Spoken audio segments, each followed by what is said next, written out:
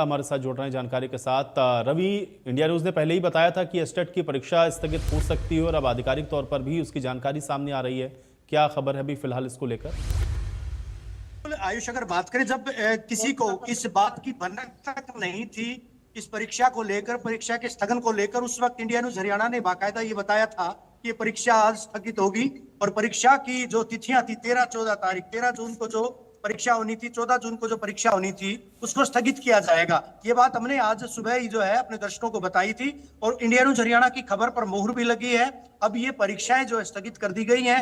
हालांकि प्रशासनिक कारणों का हवाला दिया गया है, लेकिन आधिकारिक तौर पर ये जो परीक्षाएं होनी थी 13 और 14 जून को, प्रदेश के 820 परीक्षा केंद्र और 2,45,000 के करीब अभ्यर्थियों को ये परीक्षा देनी थी। लेकिन ये परीक्षाएं प्रशासनिक कारणों की वजह से अब इनको स्थगित कर दिया गया है। नई तिथियां बाद में मुकर्रर की जाएंगी। अभी जो 2 रोज पहले जिन्होंने कार्यभार संभाला था हरियाणा विद्यालय शिक्षा बोर्ड के अध्यक्ष के तौर पर शंकर लाल धूपड़, उनके द्वारा आज बाकायदा फाइल मंगवाई गई थी और इस फाइल, जब ये फाइल मंगवाई भी नहीं थी उस वक्त हमें अंदेशा था इस बात का और तभी जो है अपने दर्शकों को हमने जानकारी दी थी कि परीक्षाएं स्थगित हो सकती हैं और ना केवल हो सकती बल्कि होंगी और कुछ देर के बाद जो है पत्र जारी होगा।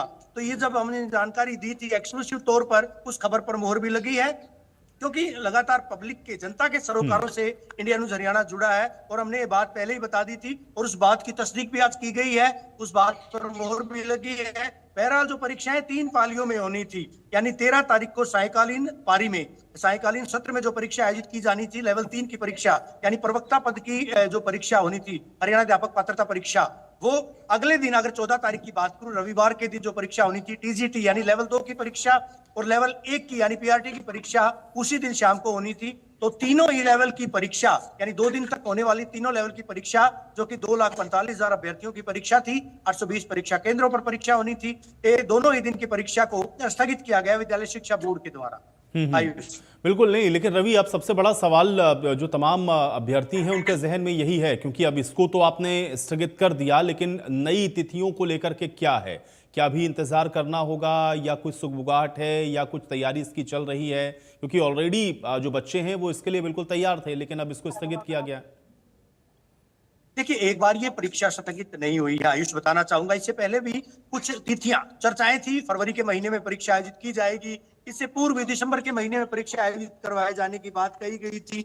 लेकिन चूंकि विगत में जो परीक्षा हुई थी 2025 में, साल 2025 में, वर्ष 2025 की 30 व 31 जुलाई को परीक्षा हुई थी, उस परीक्षा के परिणामों को लेकर कई सारे सवाल खड़े हुए थे। जिस फर्म को बाद में जो है टेंडर दिया गया था, जिस फर्म ने दोबारा से रिजल्ट जो है तैयार किया था, कुछ एक अभ्यर्थी पास किए गए थे और मामला जो है हाई कोर्ट में भी विचाराधीन, अंडर ट्रायल है।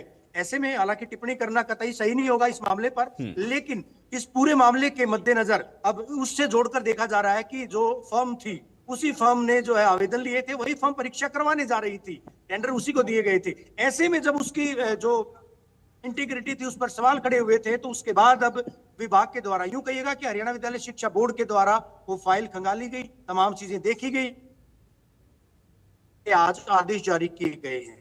चलिए, बहुत शुक्रिया रवि इस तमाम बातचीत और जानकारी के लिए। अगली खबर का रुख करेंगे पंचकुला से है।